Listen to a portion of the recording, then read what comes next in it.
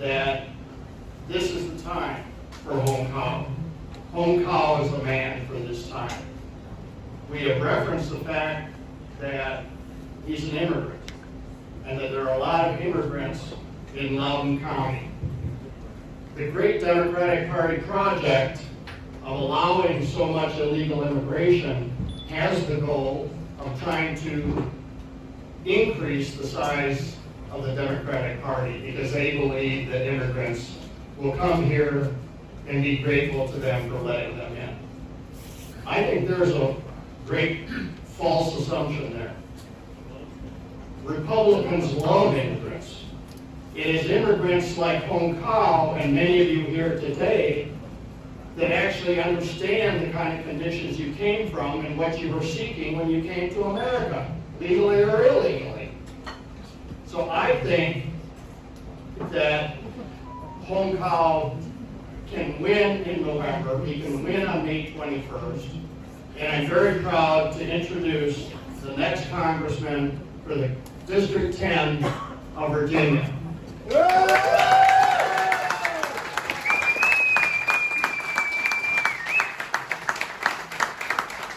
you so much. Hey, I'm just going to go without this because it keeps coming in and out.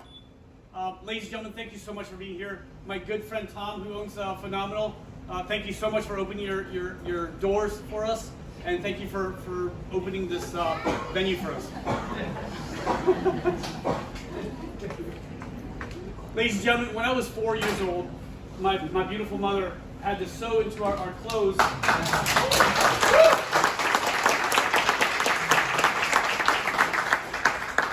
She had to sew little notes into our clothes with money that says, this is my son. Please take care of him in case we get separated. They had 5 children. And at some point, there was a decision that not everybody might be able to go. So my parents had to make that difficult decision of seeing which one of their children they might have to leave behind. And they came to this country, this place called America. And, you know, we didn't know what we were leaving behind. We didn't know what we were going to. But we knew one thing, and Ronald Reagan said it best, that you can go to Germany, you can go to France, you can go to England, but you'll never be German, you'll never be French, and you'll never be British. But anybody can come to the United States and be an American.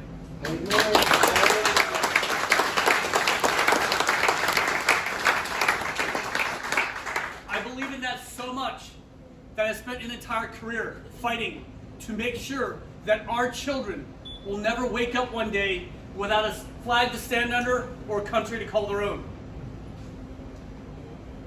I served with special operations. I need to clarify something. I'm not a SEAL, okay? I served with SEALs. There's special warfare, which is SEALs, and special operations, which is what I do, which is deep sea diving and defusing bombs, which is pretty easy. I mean, there's 2 wires, so you got a 50-50 chance, right? But yes, I've been with SEAL teams. I've been with Special Forces, ODAs, Operation Detachment Alphas. I've been all around the world. I fought in Iraq, Afghanistan, Somalia. I fought to defend this flag. And you know, after I retired, I figured, hey, I'll sit back, you know, get fat and have fun with my kids and support my beautiful wife as she's an EMT in this region. But then I realized there's another enemy that crept in. The enemy that's trying to eat away from our democracy and everything we believe in. They divide us up. And look at this room. Look at the composition of this room. They try to break us apart, pitting blacks against whites and Hispanics against Asians and everything else. But look at us right now. I mean, we are a united front right here. And we're here to say enough. Enough of trying to split us apart with CRT. I remember I had a debate with these people about CRT because do you believe that, you know, in teaching the whole history? I said, absolutely. Let's start with how the Irish were discriminated against when they first came here. The Italians. I mean, I asked them, I was like, what's the largest lynching in the history of this country? And they couldn't answer me. I was like, 1891, New Orleans, Louisiana. 11 Italians were dragged out of prison by a mob and strung up because they were acquitted for a crime. They didn't know that. the Chinese Exclusion Act, Japanese internment. Yes, and our history is full of hate and evil, but then it also has this beautiful history of uniting everybody.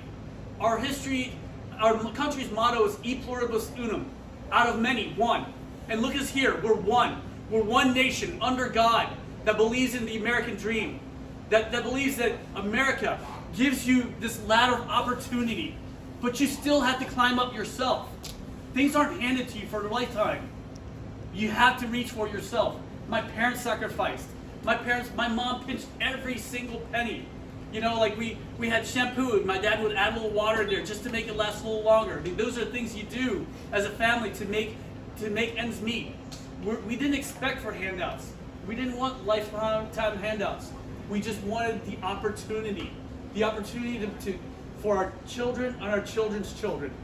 And that's why I'm here, ladies and gentlemen, because that dream is still there. Because I look around this room, I see the Iranian Americans who came here after the fall of the Shah, right? The American Middle East Coalition for Democracy. I see people like Xi Fan Fleet and Xu Ping, who are who escaped China, communist China under Mao, that came here seeking for that dream. You know, I see Jewish Americans. I see all Americans, and that's what I fought for so many years. You know, there's a lot of candidates in this race who say they'll fight for you, but how many are willing to put their life on the line for you? I have. I've done that, and I'll do it again. I'll do it till my last dying breath, because I cannot allow my children to grow up the way I did, having to pack up in the middle of the night and run. Ladies and gentlemen, I'll fight for you. I'll do everything I can up there, and I'm not alone. I'm part of a coalition. It's called SEAL Pack. There's 30 special operators that I deployed with in combat. Navy SEALs, Green Berets, Air Force Pararescue and Combat Controllers, Marine Special Operations guys. We've linked arms, and we're going to Congress together as not just 1 out of 435. We're 15% of the Republican voice, so they will hear us. And you know what? We're going to meet that stupid squad with a platoon.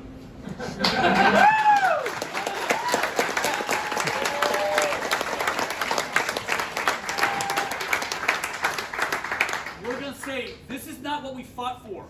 We fought for the Constitution. Congress has 3 jobs, right? Balance the budget, provide for the common defense, and promote the general welfare.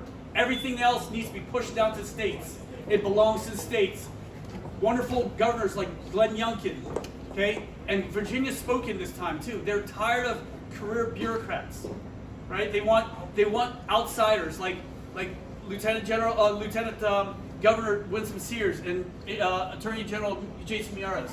They want somebody that represents us. Loudoun County, or actually the 10th district, is comprised of 44 to 48% minorities. And look at us here. We believe in the same thing. We believe in freedom. We believe in education for our children, real education, reading, writing, arithmetic, right? And we believe in family values. They try to break us apart with family values. We will not stand for that. We are one, e pluribus unum, out of many one. Ladies and gentlemen, I will fight for you. I have fought for you before, and I'll keep fighting for you. I want to open up the floor now for your questions, because I know people come up here with stump speeches. I want to ask you, what is it that concerns you, and what do you want me to do up there?